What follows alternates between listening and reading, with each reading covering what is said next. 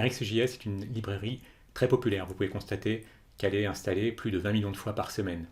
Alors qu'est-ce qui explique une telle popularité? D'autant qu'on voit qu'elle est encore sur la pente ascendante.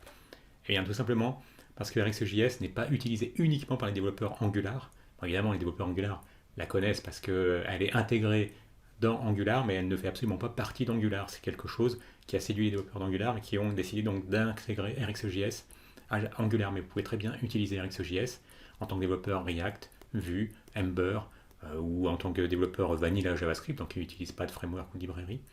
Vous pouvez l'utiliser également côté back, avec Node, développer des applications Node qui utilisent RxJS. Et nous allons voir pourquoi RxJS est vraiment un atout à mettre de votre côté, un outil vraiment qui est à utiliser quand vous avez des applications assez complexes à développer. Bienvenue sur Code Concept, la chaîne qui booste votre progression en JavaScript front, back et full stack. Abonnez-vous pour être sûr de ne rater aucune vidéo. RxJS n'est pas facile à prendre en main, c'est certain, mais le bénéfice que vous en tirez est énorme. La chose la plus intéressante concernant RxJS, c'est que ça vous permet de tout transformer en flux. Pour vous montrer l'utilité d'RxJS, un exemple vaut mieux qu'un long discours. Dans le monde de RxJS, vous faites en sorte de transformer les différents éléments de votre interface graphique en flux. C'est pour ça que ce bouton, ce bouton avec le chiffre 5, n'est plus un simple bouton sur lequel vous avez écouté des clics, comme vous le faites traditionnellement en JavaScript. Ça va devenir un flux qui est capable d'émettre des click events. Pareillement pour cet autre bouton, pareillement. Donc on se retrouve finalement avec 3 flux possibles. Cette drop-down list, comme vous avez deviné, ça n'est plus une simple drop-down list, c'est un menu déroulant qui est capable également d'envoyer des événements. Donc c'est un flux. Et qu'est-ce que c'est un flux? C'est tout simplement, imaginez qu'un flux, c'est comme un tableau, mais dont les différents éléments du tableau arriveraient au fil de l'eau. Donc au lieu que vous ayez tout de suite un tableau avec tous les éléments, eh bien vous avez un tableau finalement qui existe et qui évolue au fil du temps. Donc ça veut dire que si ce bouton étant un flux, chaque fois que je clique sur ce bouton, eh bien le flux qu'on rattache à ce bouton, il va à chaque fois vous émettre un click event. Et vous serez capable de l'écouter. Pareillement pour ce bouton list, pareillement pour ce bouton tout, pareillement pour ce menu déroulant. Alors en quoi c'est important et intéressant pour vous? C'est intéressant parce que vous allez pouvoir combiner ces flux. Et vous allez pouvoir les combiner avec une foultitude d'opérateurs. C'est ce qui fait peur en fait aux nouveaux venus qui arrivent dans le monde d'RxJS. C'est, vous avez vu, je crois qu'il y en a plus de 100. Plus de 100 opérateurs. Et ça veut dire quoi? Les combiner, ça veut tout simplement dire que vous pouvez faire en sorte, ce que j'ai fait dans notre petit exemple, que la requête vers l'API de GitHub ne se produise que lorsque vous avez un de ces boutons qui aura été sélectionné et un de ces menus déroulants qui aura été sélectionné. Vous avez vu déjà, vous êtes capable de combiner les derniers résultats de chaque flux. Ce qui veut dire que si je clique sur un de ces boutons, vous avez vu, j'ai simplement affiché dans la console les boutons la valeur correspondant, et donc c'est un flux qui au lieu d'émettre, il émettait initialement un click event, et à l'aide d'un opérateur, j'ai fait en sorte qu'il émette, chaque fois que ce bouton émet un click event, qu'on remplace ce click event par la valeur 5. Pareil pour celui-ci, c'est la valeur 10, et celui-là c'est pour la valeur 10. Et j'ai utilisé un autre opérateur pour pouvoir écouter à la fois chacun de ces 3 boutons, et pour pouvoir émettre une nouvelle valeur, 5, 10 ou 100, lorsqu'on clique sur un de ces boutons. Pour ce menu déroulant, c'est pareil, je rafraîchis parce que je n'ai pas envie de déclencher tout de suite l'appel Ajax. Pour ce menu déroulant, c'est la même chose. Lorsqu'on sélectionne quelque chose, eh bien on émet un event, on écoute ce change event qui est poussé par ce flux, cet observable, qui est capable donc maintenant d'être écouté pour pouvoir entendre quoi donc, ce change event. Et ensuite, qu'est-ce qu'on fait? On utilise un autre opérateur pour transformer ce flux qui nous émet des change events en quoi donc? En flux qui nous retourne l'URL propre à l'API qui nous intéresse, c'est-à-dire l'API de GitHub qui nous permet de récupérer tous les repos propres ici à Node.js, ou ici propres à Nest.js, ou ici encore propres à Deno. Et ensuite, j'ai utilisé un autre opérateur qui nous permet de faire la requête Ajax vers l'API de GitHub uniquement quand on a choisi une techno, c'est fait, et quand on choisit combien d'éléments on a envie d'afficher. Disons qu'on a envie d'afficher 5 résultats, et là vous avez vu, c'est parti. Là vous pouvez voir qu'on a maintenant un autre flux qui est capable d'écouter qu'on a demandé d'afficher les repos propres à Deno, et qu'on a voulu afficher 5 résultats. Si vous regardez, il y a bien 5 résultats. Donc si on décidait maintenant d'afficher les repos propres à Node, du fait qu'on avait déjà sélectionné précédemment une valeur, elle est conservée, vous n'êtes pas obligé de refaire le choix, et vous voyez bien maintenant des repos propres à Node. Et pareillement pour des repos propres à Nest. Donc est-ce que vous commencez à voir la puissance des flux? Vraiment, la puissance d'RxJS, c'est que vous pouvez transformer tout ce que vous voulez en flux. Alors, au passage, la requête Ajax que je fais vers l'API de GitHub, c'est aussi un flux. C'est un flux de requête Ajax. Donc vous voyez, tout devient un flux, ensuite vous pouvez les combiner, les associer, faire des opérations sur les flux qui seraient extrêmement plus difficiles à faire sans RxJS. Et ensuite, bon, quand on décide de ne plus choisir une techno, ben, vous avez vu, du coup, ce qui est envoyé, c'est le fait qu'il n'y a plus d'URL et que ce qui est resté sélectionné, c'est le 5. Donc si je sélectionne de nouveau une techno, voilà, on fait apparaître cette techno-là, eh bien, je vais l'inspecter. Comme ça, vous pourrez vraiment voir en direct que là, pour l'instant, cette deuxième drop-down list, dépendant de la première, eh bien, elle comporte 5 repos GitHub. Et si j'en choisis par exemple 10, hop, maintenant, il y en a bien 10. Si je les choisis tous, et ils sont tous là. Donc c'est quelque chose qui est très réaliste parce que vous pourriez très bien voir ce genre de menu de recherche sur un site de e-commerce. Par exemple, imaginons qu'ici ce soit des types de vêtements, que je sais pas, ici ce soit chaussures, ici veste, et ici ceinture, et que vous souhaitiez avoir bien soit 5 ou 10 résultats. Vous pourriez également choisir d'avoir une autre drop-down list qui vous permettrait de choisir eh bien, si c'est en solde ou pas en solde, si c'est du neuf ou de l'occasion, etc. Et plus vous ajouteriez de composants, plus vous bénéficieriez à ce moment-là de RxJS parce que c'est extrêmement facile avec RxJS de tout transformer en flux et de les combiner. Là où imaginez si vous deviez faire la même chose, et vous l'avez peut-être déjà fait sur d'autres projets, où à chaque fois que vous ajoutez quelque chose à un menu assez évolué comme celui-ci, eh bien ça devient de plus en plus pénible à prendre en main. Vous avez des risques de régression plus importants parce que chaque chose est imbriquée. Alors que là, en fait, chaque flux est indépendant et ensuite on le combine. Et pour ceux que ça intéresse, qui ont vraiment envie de voir de plus près comment ça fonctionne, la chose se résume. J'ai utilisé simplement du vanilla TypeScript, donc pas de framework, donc pas de ni Angular, ni React, ni Vue. Et vous pouvez voir qu'au départ, la seule chose qu'il y a sur votre interface graphique, c'est juste un div qui est là pour ID app, ça c'était fourni par défaut quand on crée un nouveau StackBits avec un projet TypeScript. Et j'ai simplement ajouté des boutons, vous avez vu, c'est des boutons tout ce qu'il y a de plus classique, c'est plus tard, côté code, qu'on en fait des flux. Donc il y a 3 boutons, un pour 5, un pour 10, un pour tout. Une autre drop-down list, une drop-down list qui est vide, c'est dynamiquement qu'on ajoute différents éléments. Et ici, on aurait très bien pu le mettre déjà nativement avec des option value, du fait qu'il ne change pas, hein, c'est la première drop-down list. La deuxième est dynamique, c'est pour ça qu'elle devait rester vide. Et ensuite, vous allez voir que, et ensuite vous pouvez voir que, je repasse en Zen mode, vous aurez plus de... Ah, bon, je zoome pas mal quand j'enregistre pour que vous puissiez voir facilement, même quand vous regardez depuis vos smartphones. Bah, ça se résume quand même uniquement à 100 lignes de code, et dont, parmi lesquelles figurent pas mal de constructologues que j'ai mis pour vous illustrer la chose tout à l'heure, voir ce qui se passe à chaque fois qu'on sélectionne les uns ou les autres. Et enfin, j'ai rajouté des choses qu'on n'aurait pas besoin de faire en utilisant un framework, que ce soit Angular, React ou Vue, du fait que je fais tout en vanilla JavaScript, donc vous avez vu, je construis à la main les différentes options, bah, ça prend forcément un peu plus de place. Et là, j'ai ce code que j'aurais très bien pu créer ces options et les mettre côté HTML. Donc, si on résumait la chose, voilà, la partie vraiment propre à TypeScript, la partie vraiment propre aux streams, qui nous permet de combiner ces streams, ça commence à la ligne 80 et ça va jusqu'à la ligne 107. Et le fait de s'abonner, pour ceux qui connaissent Angular, ben, en Angular, on le ferait côté vue, côté template avec un pipe async. Rapide tour d'horizon pour vous montrer à quel point la chose est puissante. Donc ici, on a simplement notre première drop-down list, hein, qui comporte autant d'objets que de techno qu'on peut sélectionner. Hein. Donc ici, on a Node, Nest, Deno. Et bien, donc on a Node, Nest, Deno. Et en value, qu'est-ce qu'on utilisera? Tout simplement l'URL vers les différents repos. Donc ça, c'est l'API de GitHub. Hein, c'est pour vous montrer, si je contrôle-clic, oui, on peut. Voilà, ce que ça fait une requête vers cette API. Et il vous suffit de changer le user. Mais il se trouve que le user pour Node.js, c'est Node.js, donc vous mettez le user que vous voulez, ça vous permet de retourner ensuite des repos, /repos. C'est ça en fait la requête qu'on fait derrière. On fait cette requête pour Node ou pour Nest ou pour Deno. Ensuite, de nouveau, pareillement, c'est du vanilla JavaScript, enfin c'est du TypeScript en l'occurrence, mais bon, c'est la même chose pour nous.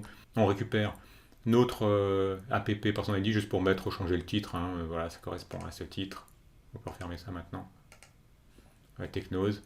Et ensuite, là voilà, une bonne pratique, c'est bien souvent d'avoir une partie où vous récupérez tous les éléments du DOM avec lesquels vous voulez interagir, une autre partie où vous créez vos streams, et une autre partie, vous combinez vos streams. Comme ça, vous pouvez facilement retrouver vos petits quand vous revenez plus tard, bien vu que c'était le titre. Et de là, on récupère pareillement notre drop-down list, on crée ces options à la volée, on a fait un simple map pour créer à la volée chaque option value en mettant value l'URL et en valeur qui est affichée le nom de la techno. Donc on a bien Node, Nest et Deno. Et si on inspecte, qu'on a une drop-down list, voilà, dont chaque value correspond à une URL. Et enfin, on avait dit qu'on voulait créer des flux à partir de nos boutons. Donc bien qu'on récupère nos boutons, bah là on a 3 boutons qu'on récupère pareillement d'un getElementById. On aurait pu faire un query selector. Voilà, là c'est la première partie, simplissime, on récupère tous les éléments du DOM. À partir de là, on les transforme en flux. C'est-à-dire qu'on veut que nos drop-down list, elle soit capable de nous prévenir chaque fois qu'il y a un change event qui se produit. Et là, comment est-ce qu'on crée un flux lorsqu'on a envie d'associer un élément du DOM, donc nous, notre DOM list ou nos boutons, à des flux, et bien, il suffit d'utiliser l'opérateur fromEvent. Et vous pouvez voir que fromEvent, il est importé depuis RxJS. Donc quand on importe que depuis RxJS, eh bien, c'est-à-dire que en général, on importe des choses qui nous permettent de créer des flux.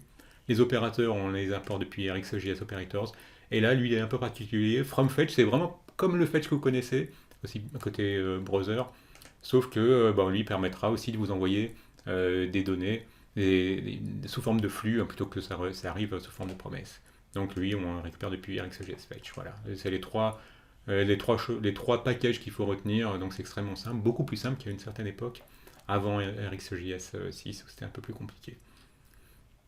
Donc on transforme, on dit qu'on veut créer un flux qui sera capable, à partir d'un événement, donc on veut qu'il soit capable de transformer cette drop-down list en flux qui sera capable de nous pousser un événement dans ce flux à chaque fois qu'il y a un changement qui se produit, c'est-à-dire à chaque fois qu'on change l'élément que l'on sélectionne dans ce drop-down list.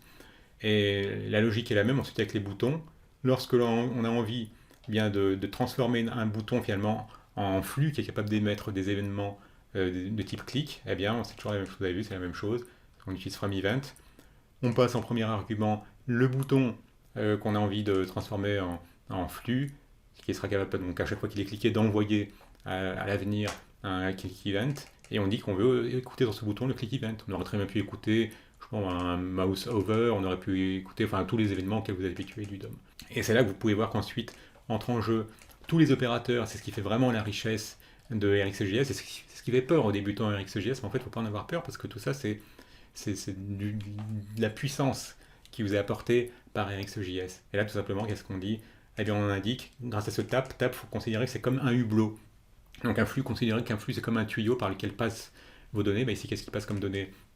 C'est l'événement de change, le change event. Grâce à tap, on est capable de mettre un hublot dans notre flux pour pouvoir voir passer ce qui passe. Qu'est-ce qui passe ? Bon, je l'ai appelé E parce que je savais que c'était un change event, et ça permet de voir le change event qui passe. Et ensuite, on est capable de mapper, comme on le fait dans le monde des tableaux, des arrays, il existe un opérateur map qui vous permet de transformer ce qui arrive, le change event, en autre chose. Et cette autre chose, c'est quoi ? C'est la valeur, puisque nous, ce qui nous intéresse, dans le fond, c'est pas tout l'événement. Parce que vous avez vu, chaque fois qu'on change d'option, au départ, c'est l'event en lui-même, le change event, mais il ne nous intéresse pas tant que ça. Nous, ce qui nous intéresse, c'est vraiment la value qui est disponible, c'est donc l'URL du repo. Et voilà, je rafraîchis ça pour qu'on ne soit pas pollué par le reste. Voilà, vous avez vu, quand on choisit Node, on a un change event, et ensuite, grâce à map, on le transforme en uniquement la valeur qui nous intéresse, c'est l'URL du repo. Pareillement pour celle-ci, et tout simplement parce que on a une event.target.value qui comporte cette value.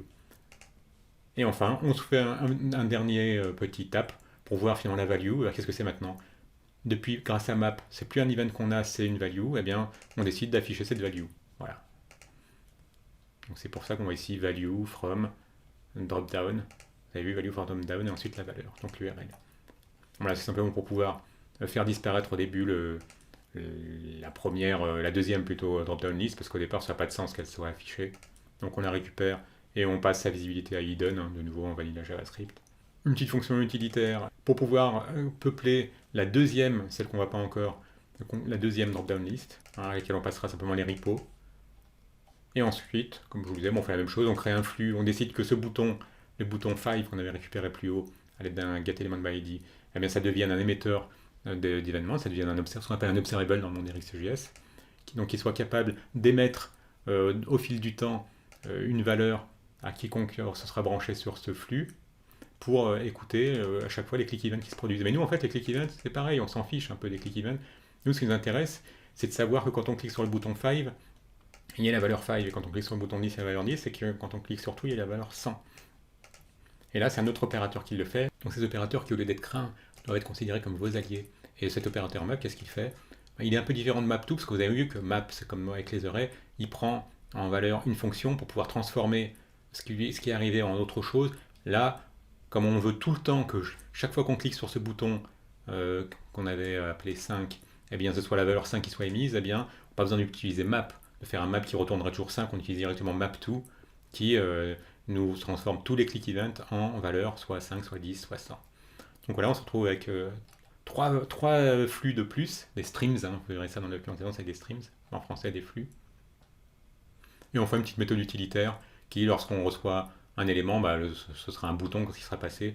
Eh bien, on prendra tous les boutons, on les resettera, on supprimera la classe active qu'on a créée. Je vous montre la classe active, hein, là c'est du CSS, tout ce qui est le plus basique.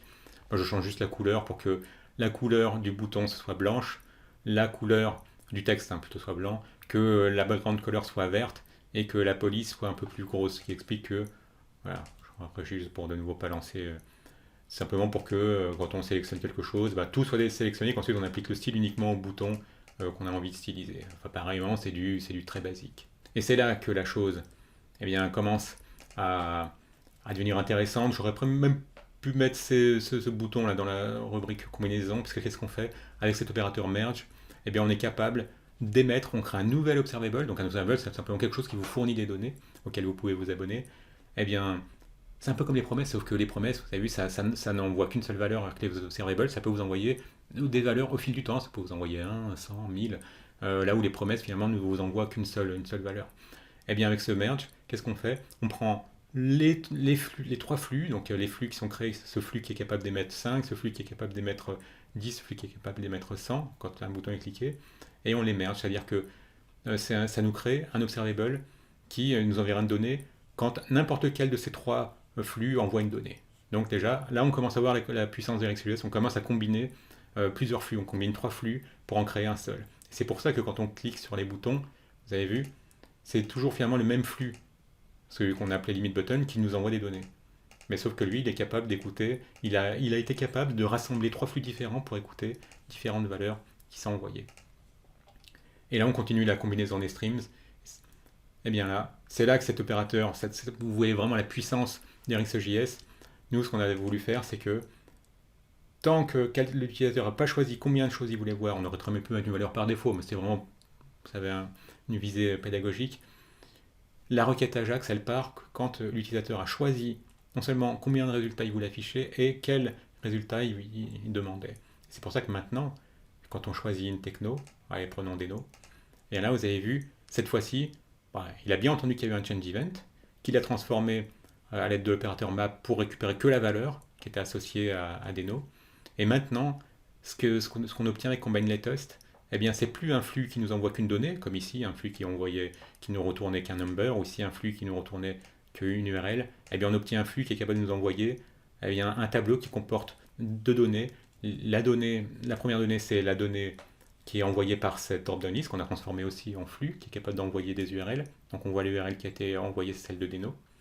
Et en plus, d'envoyer également la valeur propre au bouton qui a été sélectionné. Donc comme ce bouton, c'est le 10 qui a été sélectionné, maintenant, on sait qu'on a toutes les données qui nous intéressent pour pouvoir faire ce qu'on a à faire. Et si vous voulez voir Combine Latest, et c'est là que, de nouveau, RxJS est extrêmement bien fait, il est très mature, c'est que tous ces opérateurs, vous pouvez trouver une doc bien faite dessus, comme Combine Latest qu'on utilise ici, et surtout, vous avez ces diagrammes qui vous permettent de comprendre assez facilement une fois que vous avez le pied à l'étrier. J'espère que vous l'aurez à l'issue de cette vidéo. Là, vous avez vu, on a un flux. Ça représente un flux, ça représente le temps, cette flèche. Et là, ça représente le fait que le flux, il est arrêté à l'état complete, c'est-à-dire qu'il informe qu'il n'enverra plus rien. Donc on a un flux ici, on a un flux là. Là, on a un flux qui envoie au fil du temps des lettres. Et là, un autre flux qui envoie au fil du temps des chiffres, tout simplement parce que ce sera plus facile de voir le résultat.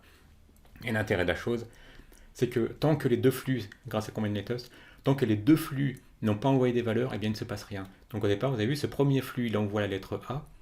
comme le deuxième flux n'a rien envoyé pour l'instant, rien n'est émis. Le flux qui est obtenu à partir de ces deux flux-là, il n'enverra rien parce qu'il n'a pas encore reçu des données des deux flux sources, si on peut dire ça, considérant que c'est le flux destination. Donc le premier flux envoie A. Le deuxième flux envoie 1. Et bien maintenant, on a enfin chaque flux qui a envoyé une valeur, tout comme exactement notre cas de figure ici. Maintenant qu'on a un flux qui a envoyé un number, un flux qui a envoyé une URL, il peut enfin se passer quelque chose. Nous, c'est une requête Ajax. Eux, qu'est-ce qu'ils font? Ils font tout simplement... Eux, qu'est-ce qu'ils font? Eh bien, ils envoient juste le résultat des deux. Parce que ce qu'on a fait également, vous avez vu, le résultat des deux, c'est quoi? C'est une URL et un nombre de résultats affichés dans cette drop-down list. Eh bien, eux, ils font la même chose. Donc, qu'est-ce qu'ils retournent? Eh bien, ils retournent une valeur qui se trouve être, qui cumule la lettre et 1.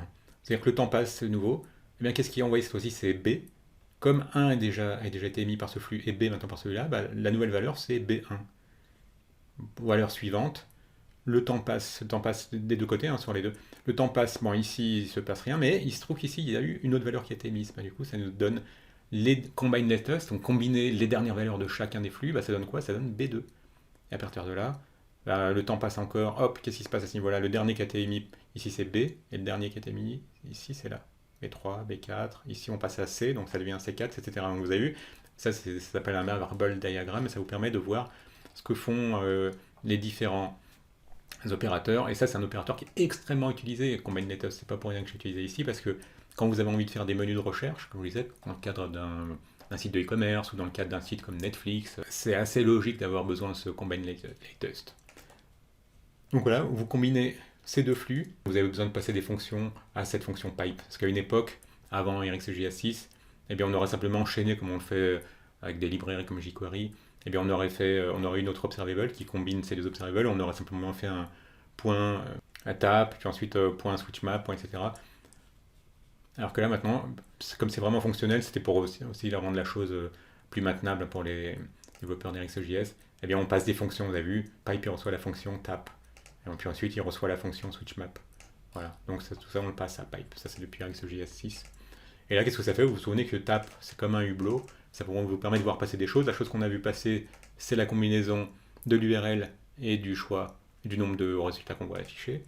Mais en plus, on peut s'en servir également pour des side effects. C'est-à-dire que quand vous avez envie de faire des choses qui ne sont pas en rapport direct avec cet observable-là, eh bien vous pouvez les mettre ici même. Et là, qu'est-ce qu'on avait envie de faire?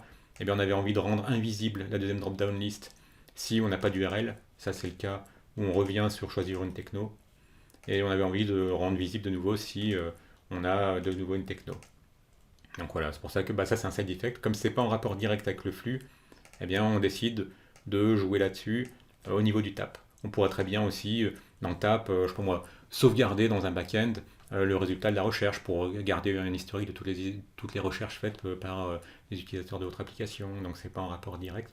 Donc ça vous permet d'avoir des side effects. Vous pouvez les en servir dans le tap. Et à partir de là, vous avez quoi? Vous avez votre choices, c'est ce tableau. Donc vous avez une URL et un nombre de résultats. Eh bien, qu'est-ce que vous avez envie de faire à partir de ces résultats?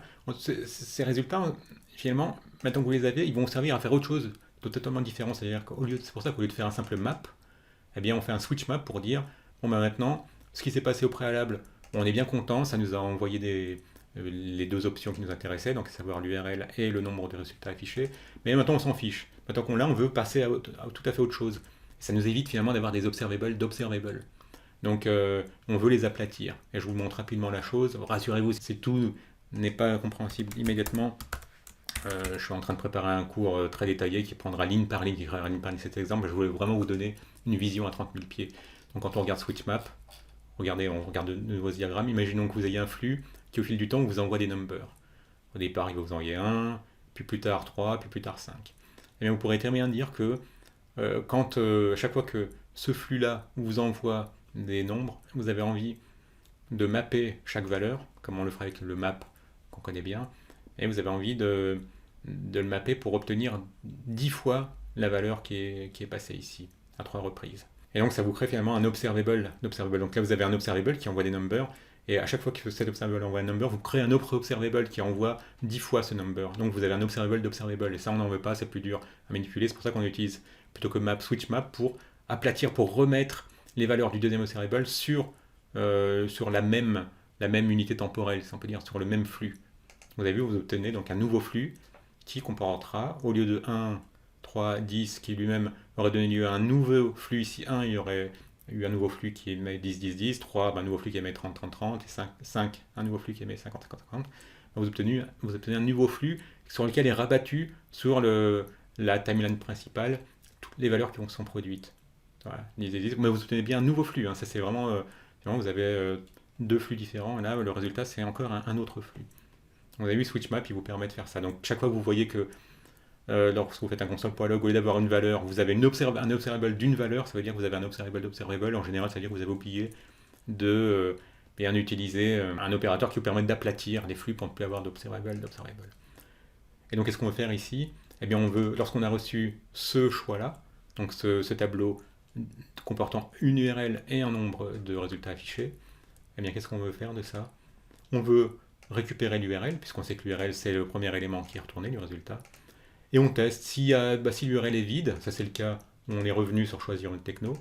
Alors on n'a pas envie d'aller plus loin, mais comme on doit rester dans le contexte des flux, là on utilise un nouvel opérateur, of, qui permet de créer un observable qui vous émet nul. Donc vous retournez un observable de nul. Et sinon, si vous atteignez la ligne 97, ça veut dire que vous aviez bien une URL. Et là, vous pouvez utiliser un autre opérateur, FromFetch, qui ressemble beaucoup au fetch que vous connaissez, qui a d'ailleurs le même genre d'API. Pour faire un fetch, vous voulez faire un get finalement. Et vous avez besoin de passer quoi? Une URL. Et de nouveau, quand vous avez envie ensuite de jouer sur le résultat, vous utilisez les opérateurs. Pour utiliser les opérateurs, on ne peut pas les chaîner directement, on doit les passer à la fonction pipe. Vous avez vu, là on filtre, puis on switch mode, puis on tape. Et donc qu'est-ce qu'on fait quand on reçoit un résultat? Eh bien, on teste si notre résultat n'est pas nul, et un petit peu de code défensif. Et ce résultat qu'on sauverait, ce serait quoi? Vous avez vu, hein, c'est ce à quoi vous êtes habitué quand vous faites du JavaScript, des requêtes Ajax classiques. Hop, qu'est-ce que ça vous retourne quoi? Ce qu'on va faire, c'est qu'on va ajouter un tap avant également. Parce que le tap, c'est très pratique pour débugger. On a envie de savoir à quoi ressemblait ce flux juste après le fetch. Et en fait, juste après le filter. Donc le filter, il permet juste de se défendre. Si on n'a pas reçu de valeur, ça sert à rien d'aller plus loin, de traiter la valeur. Bon, plutôt, c'est les nuls. Et donc, voilà, on va voir. Allez, on va dire qu'on est juste avant le switch map. Ou bien on va dire plutôt after, plutôt qu'on est après le filter.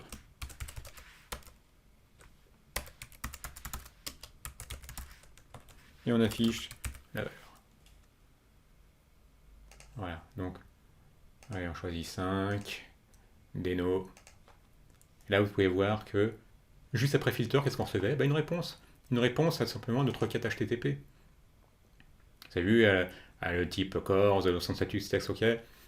Quelle URL a été requêtée, hein, tout ça vous êtes habitué, je pense, hein, quand vous faites des requêtes Ajax avec un simple fetch. Là, c'est la même chose. Mais une fois qu'on a cette valeur, donc qui se trouve être la réponse, eh bien, on a envie de la transformer en tableau de repository. C'est pour ça qu'on utilise SwitchMap. Et pourquoi est-ce qu'on utilise SwitchMap et pas map? Simplement parce qu'on n'a pas envie d'avoir un observable d'observable. Alors celui-ci m'a un peu piégé, j'avais utilisé map au départ, parce que je voulais juste faire un res.json, comme on le fait quand on fait du fetch.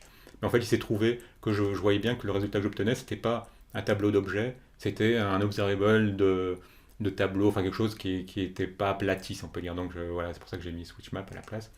Et quand on fait un tab, vous pouvez voir que quand on fait un console.log, vous avez vu que maintenant on obtient bien le résultat vraiment qui nous intéresse, c'est la réponse de l'API de GitHub. Et à partir de là, qu'est-ce qu'on fait? Comme je vous dis, avec tap, on peut utiliser, on s'en sert aussi pour des side effects. On a envie de modifier des choses dans l'interface graphique. C'est pour ça que on utilise notre méthode utilitaire populate repo, celle qui crée la drop-down list, la deuxième, celle de droite, et on lui fournit les repos qui nous intéressent. Et comment est-ce qu'on fait? On sait quels sont les repos qui nous intéressent, parce qu'on sait qu'on avait sélectionné un nombre de repos. Hein, vous vous souvenez, c'est pour ça qu'on avait ici l'URL ainsi que le nombre de repos, 5. Si bien que ici, comme ce qui nous est retourné dans ce choices, c'est une URL et un nombre de repos affichés, eh bien on peut s'en servir là. On le fait on utilise un simple slice qui est fourni par le prototype des arrays. Comme le repo c'est un array de repositories, on peut utiliser méthode slice native à JavaScript. Voilà. Et on s'abonne. On s'abonne ici parce que souvenez-vous bien qu'un observable, quand vous vous abonnez pas, il ne retourne rien. Donc voilà pourquoi RxJS est aussi populaire. Plus de 20 millions d'installations par semaine. C'est utilisable aussi bien par les développeurs. Angular, ils sont obligés parce que c'est intégré, c'est presque fusionné dans Angular. Vous ne pouvez pas, espèce de développeur Angular, ne pas avoir remarqué qu'Angular utilise RxJS, c'est vraiment partout. Alors que si vous êtes développeur React, Vue, Ember, JavaScript natif, comme on l'a fait ici, ou TypeScript, là, on a utilisé zéro librairie, framework, et bien à ce moment-là, vous êtes obligé de l'installer à la main. Vous faites un simple npm install RxJS. Et si vous voulez jouer avec ce stack blitz, il suffit d'aller dans Dependencies et vous rentrez le nom. Moi j'ai rentré RxJS, il me l'a trouvé, il me l'a installé. Voilà. Et vous le verrez donc dans le package.json que la seule chose que j'ai installée c'est RxJS 6. Donc les flux, c'est un peu comme tout ce qui est Redux, hein, quand vous êtes dans le cadre d'une application React ou Vue dans une application Vue. C'est pas utile quand vous avez une application toute simple. Vous avez vu quand vous commencez à avoir quelque chose, vous avez envie de pouvoir combiner plusieurs choses, et notamment quand vous faites des menus de recherche assez élaborés, eh bien là ça devient très pratique et ça vous permet de passer le niveau dessus. Si vous vous mettez à jouer avec les flux, ça va vous obliger à sortir de votre zone de confort et à progresser et à aller passer un niveau dessus dans votre compétence de développeur. Un petit like si vous avez aimé, abonnez-vous si ce n'est déjà fait. Sur Code Concept, je suis en train d'enregistrer une formation dédiée à RxJS qui va détailler ligne par ligne où on développera ensemble des choses de difficulté croissante. Là j'ai voulu vous montrer quelque chose d'un peu plus complexe qui justifie l'utilisation d'RxJS, sinon s'il n'y avait pas trop d'intérêt. Abonnez-vous si ce n'est déjà fait et à bientôt.